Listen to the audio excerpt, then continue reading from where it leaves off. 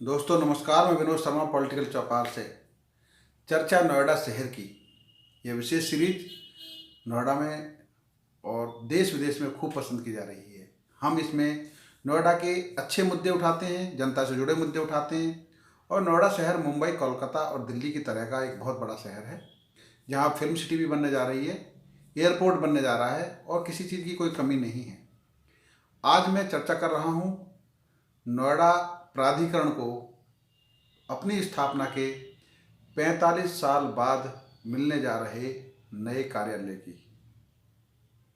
इस कार्यालय के बारे में विस्तार से रिपोर्ट आपको बताऊंगा और इसके साथ साथ यह भी जानकारी दूंगा कि कैसे नोएडा 1976 में बना और तब से किन किन जगहों पर नोएडा प्राधिकरण का अपना कार्यालय रहा और कैसे नोएडा ने 45 साल बाद अपने नए दफ्तर की नींव रखी। ये पूरी विस्तार रिपोर्ट देखिए हमारे इस विशेष रिपोर्ट में। इसके पहले मैं आपको ये कहना चाहूँगा कि अगर आपने अभी तक हमारा यह चैनल सब्सक्राइब नहीं किया है तो प्लीज़ इसको सब्सक्राइब कीजिए और शेयर कीजिए दोस्तों के साथ। और जो स्टोरी आप देखते हैं वो कैसी लगी है आप उस पर कमेंट भी करें। देखिए नोएडा प्राधिकरण के 45 साल बाद मिल रहे दफ्तर की यह खास रिपोर्ट। इससे पहले कि मैं आपको नोएडा के सेक्टर 96 में बनने जा रहे नए प्राधिकरण के कार्यालय की विस्तार से जानकारी दूं, पहले हम ये जानना चाहते हैं कि 1976 से अब तक नोएडा का कार्यालय कहाँ कहाँ रहा। इसे जानने में आपकी दिलचस्पी भी होगी, तो सुनिए मैं बताता हूँ नोएडा के शुरुआती दौर की कहानी। दरअसल 1972 में 50 गांवों को Yamuna Hindon Delhi border regulated area घोषित किया गया था। यह घोषणा UP regulation of building operation act 1958 के तहत की गई। उस समय दिल्ली में जनसंख्या का दबाव बढ़ने लगा और केंद्र सरकार को इसके इर्द गिर्द बाहर से आने वाले लोगों के अनियंत्रित होने का खतरा महसूस हुआ। 7 मार्च 1972 को गांवों को रेगुलेटेड एरिया घोषित करने का फैसला किया गया। जून 1975 में इमरजेंसी लग गई और उधर दक्षिण दिल्ली के ओखला इंडस्ट्रियल एरिया की तर्ज पर यमुना नदी के पूर्वी किनारे पर नोएडा को न्यू ओखला इंडस्ट्रियल एरिया घोषित किया गया। इस शहर को बसाने के लिए बनाई गई अथॉरिटी के नाम पर ही इसका नाम नोएडा पड़ गया। तब से कई बार नाम बदलने की मांग हुई, मगर अब यह इतना हो गया है कि नोएडा से ही लोगों को प्यार हो गया। नोएडा शहर के बसने से पहले की यह कहानी रिकॉर्ड में शामिल है। जब 1975 में इमरजेंसी लग रही थी और 1976 में अप्रैल में नोएडा शहर का गठन हुआ, नोएडा प्राधिकरण नाम की एक नई प्राधिकरण बनाया गया, तब इसका खाका खींचने की जिम्मेदारी बुलंदशहर के जिलाधिकारी धीरेन्द्र मोहन मिश्रा को सौंपी गई।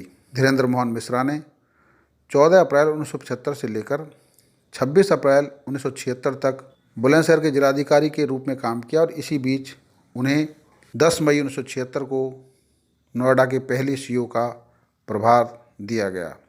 उस समय सचिव उद्योग के पास ही चेयरमैन नोएडा का चार्ज भी रहता था। नोएडा बनाने की जो पहली योजना थी वो दिल्ली के कनॉट प्लेस के ई ब्लॉक स्थित यूपी इंफॉर्मेशन सेंटर में बन रही थी। सूचना विभाग की कुछ मेज लेकर दफ्तर में अधिकारियों ने बैठना शुरू किया और नोएडा का पहला दफ्तर न्यू दिल्ली हाउस में खुला। यहीं से पहली इंडस्ट्रियल और हाउसिंग की स्कीम भी लॉन्च की गई। इसके बाद प्राधिकरण का यह कार्यालय जंतर मंतर के पास नरेंद्रा प्लेस में शिफ्ट किया गया। कुछ दिन काम करने के बाद इसे टॉलस्टॉय मार्ग पर वंदना बिल्डिंग में लाया गया। यहाँ पर काफ़ी दिन तक नोएडा प्राधिकरण का कार्यालय काम करता रहा। इसके बाद प्राधिकरण ने अपना अस्थायी कार्यालय चिल्ला रेगुलेटर पर बनाया, जहाँ पर एक अस्थायी शेड बनाकर उसी में ही प्राधिकरण के अधिकारी बैठते थे। सेक्टर 6 के जिस बिल्डिंग में आज नोएडा प्राधिकरण का कार्यालय चलता है वह 1980 में शुरू हुआ था और यह कार्यालय कैनरा बैंक का था। प्राधिकरण ने कैनरा बैंक से यह बिल्डिंग लेकर उसे सामने की बिल्डिंग में शिफ्ट कर दिया और इस तरह कैनरा बैंक से ली गई यह बिल्डिंग प्राधिकरण का कार्यालय बनी रही। स्थापना के 45 साल पूरे होने पर 2021 में नोएडा प्राधिकरण को अपना स्थायी कार्यालय मिलेगा। यह स्थायी कार्यालय इस समय सेक्टर 96 में बन रहा है और इसके लिए 24,000 वर्ग मीटर का प्लॉट आवंटित किया गया है।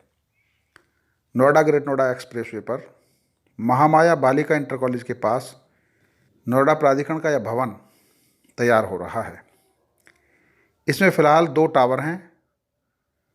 पहले टावर में वैसे तो ग्राउंड फ्लोर और प्लस 18 मंजिल तक के बिल्डिंग का प्रावधान था, जिसका एरिया 40,966.72 वर्ग मीटर था, लेकिन प्राधिकरण ने संशोधित करके इसे फिलहाल ग्राउंड फ्लोर और 3 मंजिल तक बनाने का ही प्लान किया है। दूसरे टावर में ग्राउंड फ्लोर और 7 मंजिल तक का प्लान किया गया है। इसमें 17,960 वर्ग मीटर कवर्ड होगा। इस बिल्डिंग के अंदर पार्किंग का विशेष तौर पर प्रावधान किया गया है। जैसा कि आप देख रहे हैं कि सेक्टर 6 में इस समय पार्किंग की सबसे बड़ी दिक्कत है। इसी को ध्यान में रखते हुए सेक्टर 96 में नोएडा प्राधिकरण के कार्यालय में 1181 वाहनों की पार्किंग की जा सकेगी, जिनमें अपर पर 500, लोअर में 500 और 180 भूतल पर गाड़ियों की पार्किंग हो सकेगी। इस बिल्डिंग की कुछ खास बातें भी हैं। इस बिल्डिंग के अंदर एक ऑडिटोरियम बन रहा है जिसकी क्षमता 488 सीटों की होगी, यानी कोई भी बड़ा आयोजन प्राधिकरण कार्यालय के अंदर ही किया जा सकेगा, चाहे वो अधिकारियों की मीटिंग हो या कोई सार्वजनिक कार्यक्रम। इसके अलावा ग्रीन बिल्डिंग का कंसेप्ट लेकर यह बिल्डिंग बनाई जा रही है और इसमें हर फ्लोर पर एक गार्डन होगा। पूरे परिसर में 5 गार्डन का प्रावधान किया गया है। सीवेज से निकले वाले पानी को समायोजित करने के लिए बिल्डिंग के अंदर ही 3000 किलोलीटर का सीवेज ट्रीटमेंट प्लांट का प्रावधान किया गया है और उस पर काम चल रहा है। सोलर सिस्टम का भी प्रावधान बिल्डिंग प्रोविज़न में किया गया है। इसके साथ सबसे बड़ी खास बात यह है कि पूरा 24,000 वर्ग मीटर एरिया में से 17,000 वर्ग मीटर ग्रीन एरिया है। नक्शे के मुताबिक इस बिल्डिंग के चारों तरफ 6 मीटर की चौड़ी रोड होगी, जिससे कभी भी आपदा के समय फायर ब्रिगेड की गाड़ियाँ या कोई भी निकल सकें, आ जा सकें।